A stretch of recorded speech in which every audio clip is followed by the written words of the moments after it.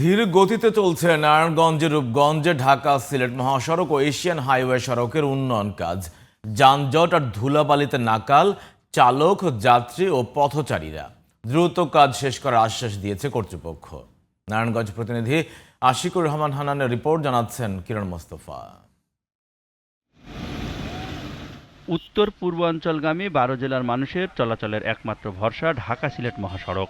6 লেনে উন্নীতকরণের কাজ ধীরগতিতে চলায় প্রতিনিয়তই সৃষ্টি হচ্ছে যানজট। রূপগঞ্জের যাত্রামোড়া থেকে ভুলতা গাউসিয়া পর্যন্ত 11 কিলোমিটার সড়ক পার হতে সময় লাগছে 3 থেকে 4 ঘন্টা। ফলে চরম ভোগান্তিতে পড়ছেন এই মহাসড়ক দিয়ে চলাচলকারীরা। 5 মিনিটের রাস্তা প্রায় 4 ঘন্টা জ্যাম ফেলতেছি। সিলেট থেকে গাড়ি ছেড়ে আসলে আপনি গাউসিয়া পরে থেকে জাম লাগাতে 6 ঘন্টা 7 ঘন্টা। এই রাস্তা এই যে ভাঙ্গা, গাড়ি চলে আস্তে আস্তে, কার আগে কে যাবে, একটা গাড়ি পাস করে আর একটা গাড়ির ভিতরে ঢুকে দেওয়ার কারণে এইসব যানজট লেগে যায়। একই চিত্র এশিয়ান হাইওয়ের।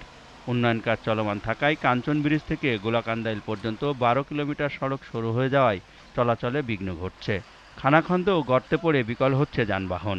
মহাসড়কে এলোমেলোভাবে যানবাহন দাঁড়িয়ে থাকা এবং যত্রতত্র গাড়ি থামিয়ে যাত্রী ওঠানোর কারণেও বাড়ছে ভোগান্তি। ড্রাইভার, বাস হেল্পার বা কন্ট্রাক্টর যারা আছে তাদের প্রতি অনুরোধ থাকবে, একটা বাস অযথা দাঁড়িয়ে রাখার জন্য পিছনে দীর্ঘ যানজট হয়, ওনারা যদি একটু সচেতন হয়, পাশাপাশি যেন ট্রাফিক বিভাগ সচেতন হয় এবং আমরা জনগণ যারা আছে তারা যদি সচেতন হই, তাহলে সমন্বিতভাবে আমাদের এই দীর্ঘ যানজট বা আমাদের এই কষ্টগুলো আমরা দূর করতে পারবো। জনদুর্ভোগ লাগাবে মহাসড়কের ভাঙাচোরা অংশ দ্রুত মেরামত করে যান চলাচলের উপযোগী করার আশ্বাস দিয়েছে কর্তৃপক্ষ। আমাদের যে রাস্তাঘাটগুলো আছে সেই রাস্তাঘাটগুলো যদি আমরা মেরামত না হয়, সেটা যদি চলাচল উপযোগী না হয়, এই জন্য আমরা ইতিমধ্যেই সরকারের সর্বোচ্চ পর্যায়ে কথা বলেছি। আমাদের এই ঢাকা সিলেট যে হাইওয়ে আছে সেটা যেন দ্রুত এটার কাজটা শেষ হয়। শুধু আশ্বাস নয়, জনভোগান্তি লাঘবে দ্রুত ঢাকা সিলেট মহাসড়ক ও এশিয়ান হাইওয়ের উন্নয়ন কাজ শেষ করার দাবি ভুক্তভোগীদের। কিরণ মোস্তফা, জিটিভি নিউজ।